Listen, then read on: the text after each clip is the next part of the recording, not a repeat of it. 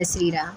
तो आइए आज हम बाल कांड के प्रथम दोहा से शुरुआत करते हैं। तुलसीदास जी ने रामचरितमानस की रचना की मानव जाति के कल्याण के लिए, ताकि और इसका उपयोग इसकी भाषा उन्होंने अवधी भाषा रखी है। तो आइए हम दोहा के माध्यम से जानते हैं कि इसमें तुलसीदास जी क्या क्या कहते हैं। तो देखिए आप लोग, जथा सुअंजन अंजि दृग साधक सिद्ध सुजान, कौतुक देखत शैल बनु भूतल भूरि निधान। भूतल भूरि निधान इसका अर्थ है, जैसे सिद्ध जन को नेत्रों में लगाकर साधक सिद्ध और सुजान पर्वतों, वनों और पृथ्वी के अंदर कौतुक से ही बहुत सी खाने खोदते हैं। आइए अब यहाँ से चौपाई की शुरुआत होती है। तो देखिए, गुरुपद रज मृदु मंजुल अंजन नयन अमीय दृक दोष विभंजन, तेहि कर विमल विवेक विलोचन बरनौ राम चरित भवमोचन। अर्थात तुलसीदास जी कहते हैं, श्री गुरु महाराज के चरणों की रज कोमल और सुंदर नयनामृत अंजन है, जो नेत्रों के दोषों का नाश करने वाला है। उस अंजन से विवेक रूपी नेत्रों को निर्मल करके मैं संसार रूपी बंधन से छुड़ाने वाले श्री राम चरित्र का वर्णन करता हूँ। बंदौ प्रथम महीसुर चरना, मोह जनित संशय सब हरना, सुजन समाज सकल गुण खानी, करौ प्रणाम सप्रेन सुबानी। अर्थात पहले पृथ्वी के देवता ब्राह्मणों के चरणों की वंदना करता हूँ, जो अज्ञान से उत्पन्न सब संदेहों को हरने वाले हैं। फिर सब गुणों की खान संत समाज को प्रेम सहित सुंदर वाणी से प्रणाम करता हूँ। साधु चरित शुभ चरित कपासु, नीरस विशद गुणमय फल जासु, जो सही दुख पर छिद्र दुरावा, बंदनीय जेहि जस जग जस पावा। अर्थात संतों का चरित्र कपास के चरित्र जीवन के समान शुभ है, जिसका फल नीरस विशद और गुणमय होता है।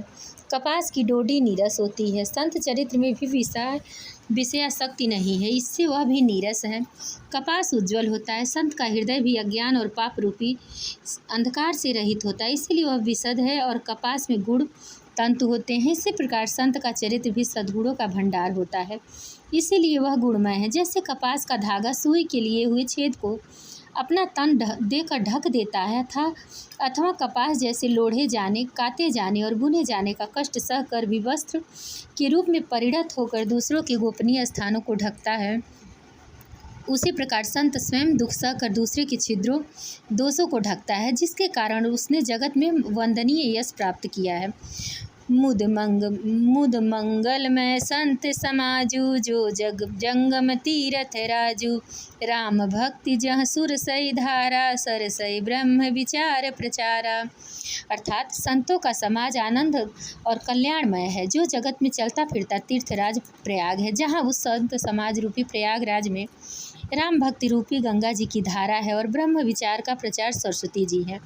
विधि निषेध मय कलिमल हरणी, करम कथा रविनंदनी वरणी, हरिहर कथा विराजति बेनी, सुनत सकल मुद मंगल देनी। अर्थात विधि और निषेध, यह करो और यह न करो रूपी कर्मों की कथा कलयुग के पापों को हरने वाले सूर्य तनया यमुना जी हैं, और भगवान विष्णु और शंकर जी की कथाएं त्रिवेणी रूप से सुशोभित हैं, जो सुनते ही सब आनंदमय और कल्याणों की देने वाली हैं।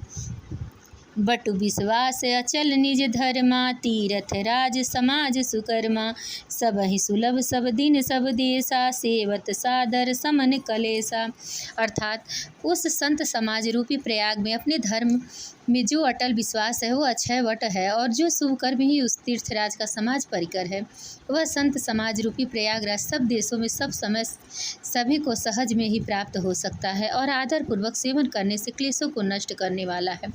अकत अलौकिक तीर्थ राउ, दे सद्य फल प्रगट प्रभाव। अर्थात वह तीर्थराज अलौकिक और अकथनीय एवं तत्काल फल देने वाला है, उसका प्रभाव प्रत्यक्ष है। तो देखिए, यहाँ तक हम लोग बाल कांड के प्रथम सोपान का पाठ करेंगे।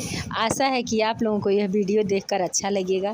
अब इसके अगले दोहे का हम अगले वीडियो में आप लोगों को पढ़कर सुनाएंगे और उसका अर्थ भी समझाएंगे। तो सभी मित्रों को जय श्री राम।